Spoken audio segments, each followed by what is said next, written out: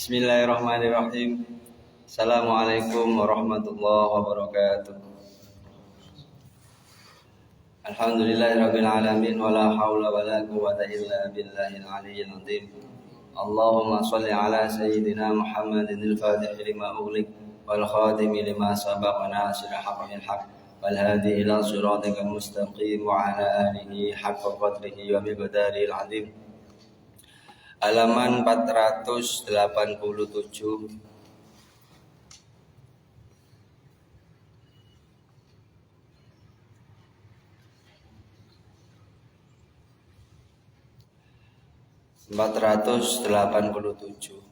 Kitab Al-Hadis Mukhtar Al-Hadis An-Nabawiyah.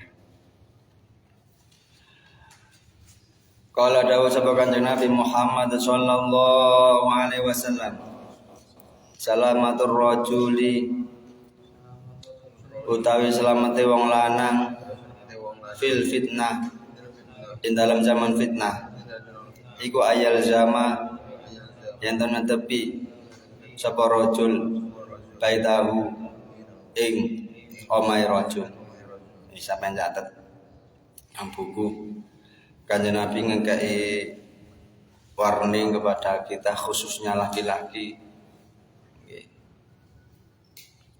Kanjeng Nabi dawuh selamat tiyang jalur niku ing zaman fitnah niku supados supaya tenguk-tenguk tenggriya ora jalan-jalan, karena zaman fitnah sudah banyak orang yang berpakaian tapi bentuknya kelihatan, bener nutupi aurat tapi bentuknya kelihatan.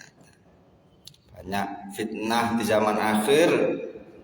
Nek wong lanang pengin selamat teng zaman fitnah niku kata Rasulullah, dia supaya menetap di rumah. Tengok-tengok nang omah ya keapian.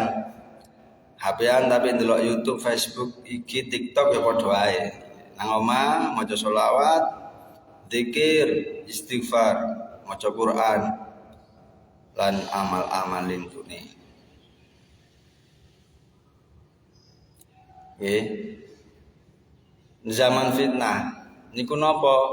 Di zaman ketika batil dan hak bercampur, sing hak dibatilno, sing batil dihakno, barang bener disalahno, salah dibenerno.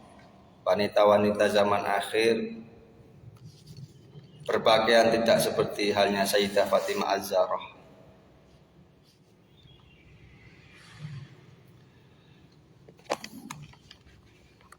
Kemarin saya jelaskan tentang bagaimana cara menghadapi dahsyatnya fitnah akhir zaman, yang dikatakan oleh beliau almarhum Al-Habib Abu Bakar Al-Adni Al-Masyhur yang nembih kapundhut. Yaitu yang pertama at-talaqi, belajar dengan seorang guru yang mempunyai sanad dan jelas sanad keilmuannya sampai tersambung kepada baginda Rasulullah sallallahu alaihi wasallam. Yang kedua at-taraqi, yaitu peningkatkan kualitas diri di hadapan Allah dengan berbagai bentuk ibadah. Bahkan sholawat kepada Nabi Muhammad sallallahu alaihi wasallam sebaiknya kita perbanyak jika belum mendapatkan guru yang dapat membimbing, karena sholawat adalah guru ketika seseorang tidak memiliki guru. Yang ketiga at-tawaqi, yaitu penjagaan diri dari berbagai bentuk kemaksiatan. Itu yang dikatakan oleh beliau Al-Habib Abu Bakar Al-Adni Al-Masyhur yang nembih kapundhut. Kita kirim Fatihah kepada beliau, moga-moga beliau terima sedaya amale, menjadi orang-orang yang husnul khatimah. Al-Fatihah. A'udzubillahi minasyaitonir rajim. Bismillahirrahmanirrahim. Alhamdulillahirabbil alamin. Arrahmanirrahim. Maliki yaumiddin. Iyyaka na'budu wa iyyaka nasta'in. Ihdinas siratal mustaqim. Shiratal ladzina an'amta 'alaihim ghairil maghdubi 'alaihim waladdallin. Amin. Kemudian kalau laki-laki ini nggih godaane. Nggih, Pak Salim nggih. Godaan laki-laki napa? Tak lain tak bukan nggih menika wani wanita. Allah memberikan kita agar menjaga pandangan kita. Tapi Allah membuat kita memiliki nafsu, yang mana nafsu itu suka atau syahwat kepada wanita. Nah, kita kan didesain oleh Allah unik, penuh tantangan, gitu kan. Kalau malaikat gak punya nafsu, kalau kita didesain oleh Allah itu unik. Disuruh nahan pandangan, tapi kita dikasih nafsu syahwat ketika melihat wanita. Nah, di situ kita harus berperang melawan hawa nafsu. Dipisui nafsu nih. Jangan sampai ridho dengan nafsu. Kita disuruh oleh Allah nggak suka dunia, tapi ketika melihat uang mata kita hijau. Kita manusia itu unik, seru. Manusia itu seru. Kalau kita nggak punya nafsu terus lihat wanita nggak nafsu itu biasa. Tapi kalau kita disuruh oleh Allah jaga nafsu, jaga pandangan dari halal kesenangan dunia, terus kita tahan. Nah, di situ letak keseruan atau keunikan kita.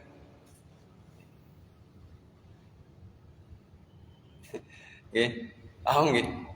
Di situlah letak Allah ingin memberikan kita surga. Lim lek war nek awakmu pengen mlebu surga, jaga pandangan. Tapi kalau enggak ada nafsu ngono kan. Gusti, pripun iki Gusti? Ya jaga pandangan, tahan hawa nafsu. Wonten kuat Gusti, donga njaluk tulung nang aku.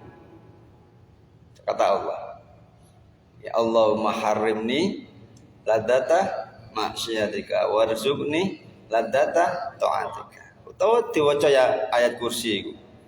Ya, ayat kursi itu diturunkan oleh Allah agar kita dibenteng untuk godaan setan. Kalau kita nggak dikasih nafsu syahwat, itu nggak seru, nggak seru. Justru serunya di situ, klimaknya di situ. Kayak bal-balan, kak ono masite, nggak seru. Bal-balan perdamaian apa? Laga apa? Persahabatan, ya nggak seru nggih. Tapi kalau ada piala, piala dunia kan serunya di situ, piala merebutkan hadiah. Ya kita seperti itu. Hadiahnya apa kita nanti? Surga. Cukup dengan jangan sampai kalah dengan nafsu. Karena godaan bagi laki-laki yang paling kuat adalah wanita. Mata raktu ba'di fitnah ador ala rijal minan nisa. Kata Rasulullah, tidak aku tinggalkan satu godaan yang paling besar, yang paling membahayakan para laki-laki selain fitnah wanita. Bisa mencatat nanggono. Tambahan ini.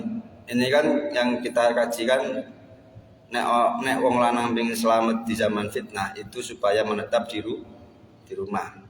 Di rumah itu ya maca Quran, zikir, sholawat, istighfar. Guyon kali anak cucu niku nggih ibadah. Gendong anak cucu, mangku anak cucu, nyawi anak cucu nggih ibadah, nyenengno bojo ibadah, nyenengno anak ibadah. Kemudian kata Rasulullah, saya mencatat nang kono.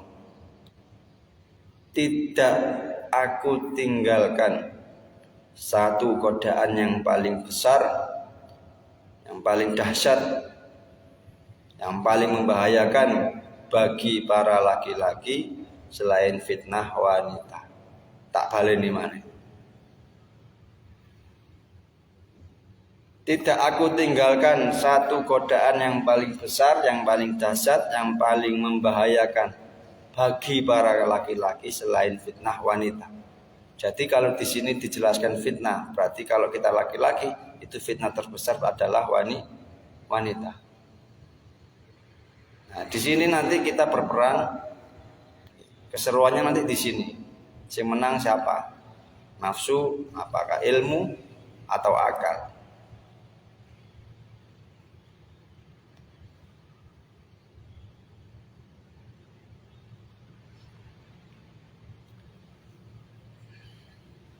Mulanya kenapa kita kok disuruh baca Quran untuk setiap harinya itu untuk merontokkan dosa-dosa yang kita lihat, yang pernah kita lihat itu.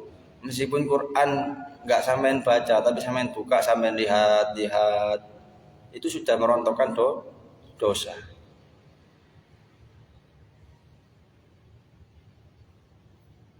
Atau nangisi dosa-dosa moro-moro keluar air mata lah. Satu tetes air mata tadi bisa menghalangi neraka. Jadi Allah menciptakan mata untuk ibadah, untuk melihat Allah besok, untuk melihat Rasulullah. Ya, tugas kita di dunia adalah diuji. Okay. Alladzi khalaqal wal mauta wal hayata liyabluwakum ayyukum ahsanu amala. Kita dijadikan oleh Allah di dunia ini melainkan adalah diuji siapa yang paling baik amalnya.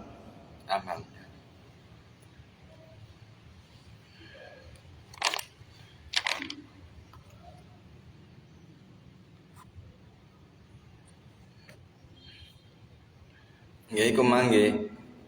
Intinya kita jangan sampai yakin pada diri sendiri selamat dari godaan wanita, karena ini sudah dikasih warning oleh Rasulullah.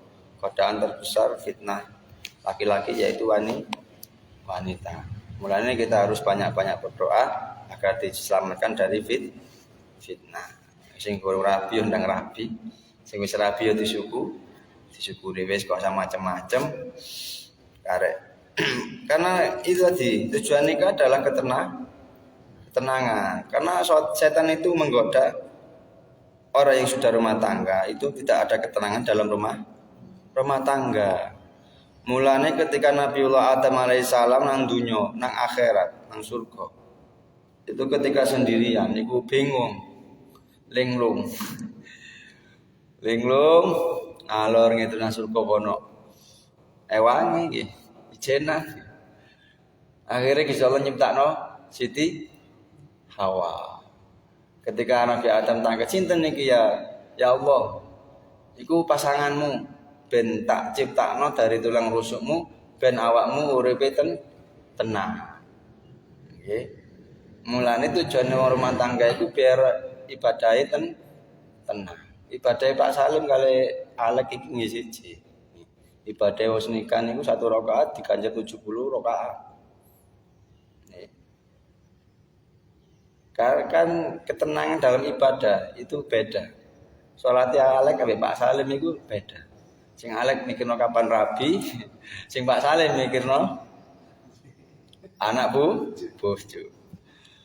Itu nanti godaannya di situ rumah tangga itu. Ada namanya setan itu yang khusus tugasnya membuat rumah tangga hancur. Mulane salah satu amalannya itu maca ayat kursi ketika masuk rumah. Itu dicatat apa ayat kursi sedaya nggih. Apa iku diwaca nggih. Ketika sholat 1 kali, terus masuk rumah 1 kali, setelah mari mah. Ketika keluar rumah 1 kali, ketika mau tidur 1 kali, ketika selesai itu dibaca. Apa lagi? Ketika selesai sholat ayat kursi 1 kali, ketika masuk rumah ayat suci ayat al-kursi 1 kali, ketika keluar rumah ayat suci 1 kali, ketika mau tidur ayat kursi 1 kali, ketika selesai wudu ayat kursi 1 kali. Itu bentuk riyadhah kita, bentuk kehati-hatian kita, bentuk minta bantuan, butuh kali Gusti. Jadi jangan sampai hidup ini tidak pernah merasakan kebutuhan dengan Allah. Jadi ono nih donga-donga yang akan kita lakukan itu cuma tujuannya satu, agar kita merasa butuh dengan Allah. Dikasih doa mau masuk kamar mandi, itu tujuannya adalah meminta bantuan kepada Allah. Mulane akeh wong tiba nang jero kamar mandi. Mulane ndonga iku nggih tujuane cuma satu. Napa? Agar kita merasa butuh dengan Allah. Ya, kata hubungan suami istri dungo Allahumma apa bahasanya? Langsung gak tahu. Bismillah, Allahumma jannibna jannibis. Nah itu dungo. Anak aktivitas kita ini selalu diikuti setan. Kalau kita mengucapkan bismillah, setan melayu, kobong. Intinya saya berharap pada semuanya jangan merasa aman dari godaan setan, jangan merasa aman dari godaan wanita. Terus piye Gus yo mepet takarrub ilallah. Merasa butuh dengan pertolongan Allah dalam setiap keadaan dan dimanapun kita berada.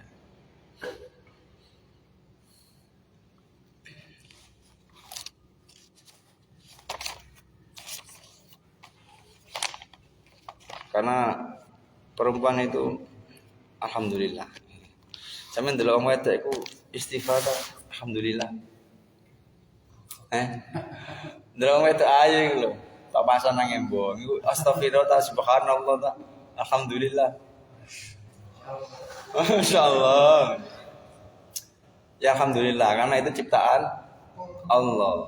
Jangan sampai sampean istighfar sok suci tak. Ya kita nikmati alhamdulillah. Yang penting jangan sampai memandang yang dua kali. Jangan memandang dengan pandangan syahwat. Mulanya salah satu larangan wanita itu ketika keluar rumah jangan pakai parfum. Karena kalau ada wanita yang memakai parfum, itu laki-laki yang membau ciumnya itu keinginannya adalah zina dengan wanita tersebut. Itu sudah mendapatkan dosa zina. Karena keinginan laki-laki ingin menyetubuhi wanita yang memakai parfum.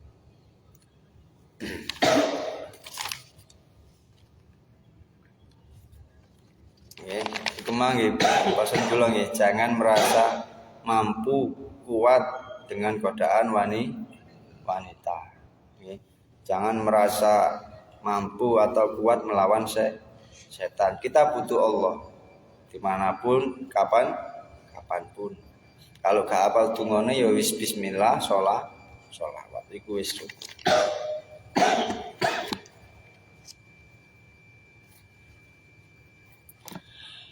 Wa qala lan tawu sapa Kanjeng Nabi Muhammad sallallahu alaihi wasallam, sawu madhaake sapa sira kabeh baina aulatikum ing dalam antarane pira-pira anak sira kabeh fil atiyah ing dalam pawewe walau kuntu mongko lamun ana sapa iksun mufaddilan ing aweh leluwian ahadan ing siji wong lafadzaltu mongko yekti aweh leluwian ingsun annisaa ing wong wadon. Wis sampeyan catet.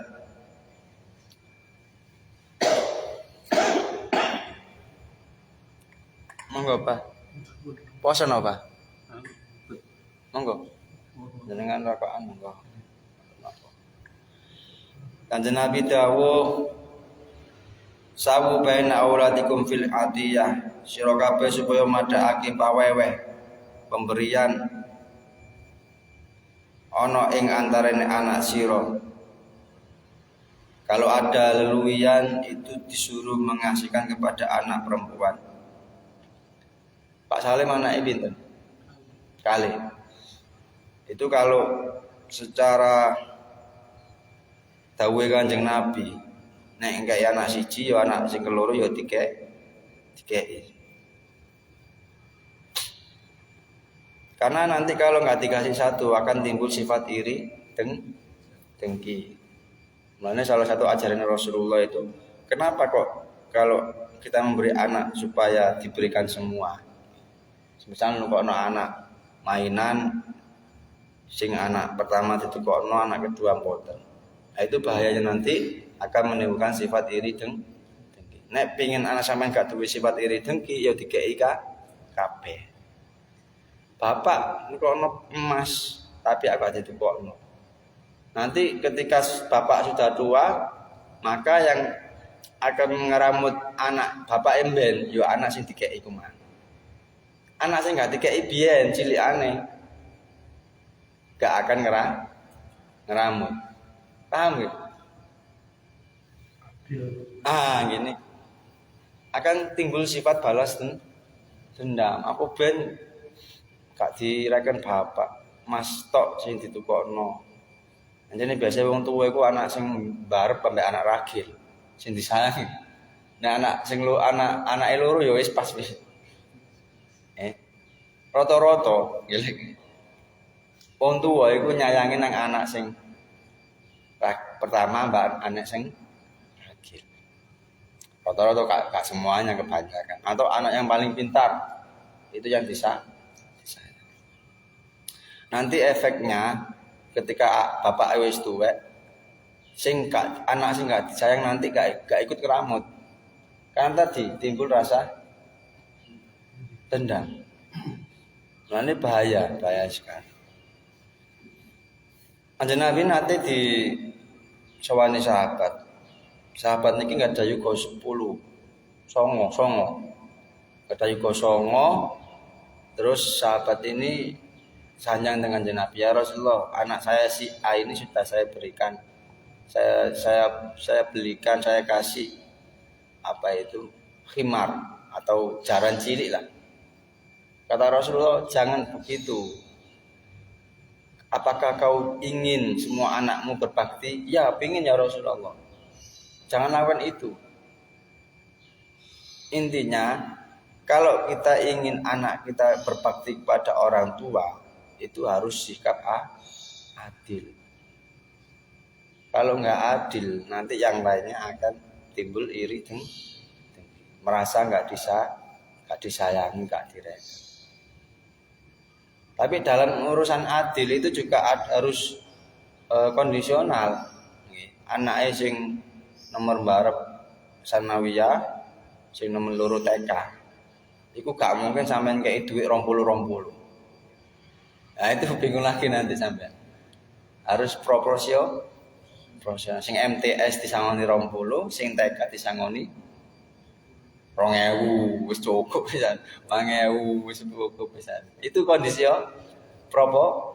proporsional. Bukane sing alia sing kuliah disangoni 20, sing TK 20 enggak profesional, harus sesuai kebutuhan.